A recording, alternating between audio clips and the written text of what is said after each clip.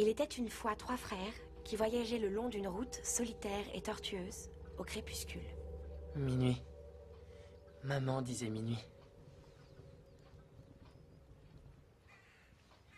Mais crépuscule, c'est bien. Même mieux, en fait. Tu veux le lire, peut-être? Non, c'est bon, vas-y. Il était une fois 3 frères qui voyageaient le long d'une route solitaire et tortueuse au crépuscule. Ils finirent par atteindre une rivière trop dangereuse pour être traversée. Mais les 3 frères connaissaient bien l'art de la magie, et d'un simple coup de baguette, ils firent apparaître un pont. Alors qu'ils allaient traverser, une silhouette encapuchonnée leur barra le passage. C'était la mort. Elle était furieuse.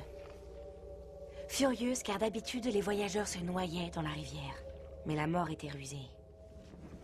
Elle fit semblant de féliciter les 3 frères pour leur magie et leur dit qu'ils avaient droit à une récompense pour s'être montrés aussi malins. Le plus âgé des frères lui demanda une baguette magique plus puissante que toutes les autres.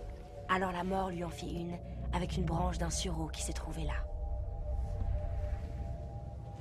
Le deuxième frère décida d'humilier la mort encore plus.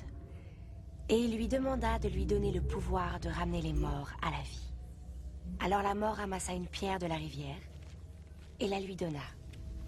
Puis elle s'adressa au troisième frère, un homme humble. Il demanda quelque chose qui lui permettrait de quitter cet endroit sans que la mort puisse le suivre. La mort, à contre-cœur, lui tendit alors sa propre cape d'invisibilité.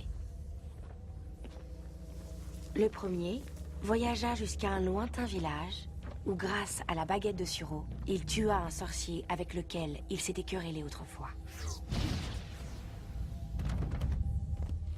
Enivré par le pouvoir que la baguette de sureau lui donnait, il se vanta d'être invincible. Mais cette nuit-là, un autre sorcier vola la baguette et pour faire bonne mesure, lui trancha la gorge. Et ainsi la mort prit le premier frère. Pendant ce temps, le deuxième frère rentra chez lui et prit la pierre qu'il tourna 3 fois dans sa main. Pour sa plus grande joie, la fille qu'il avait espéré épouser avant qu'elle ne meure prématurément apparut devant lui. Cependant, elle resta triste et froide, car elle n'appartenait pas au monde des vivants. Rendu fou par un désir sans espoir, le deuxième frère se tua afin de la rejoindre.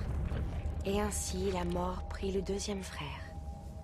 Quant au troisième frère, la mort le chercha pendant de nombreuses années, mais ne put jamais le retrouver.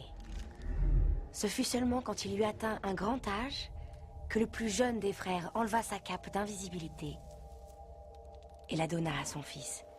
Puis il accueillit la mort comme une vieille amie qu'il suivit avec joie, et ils quittèrent cette vie comme des égaux.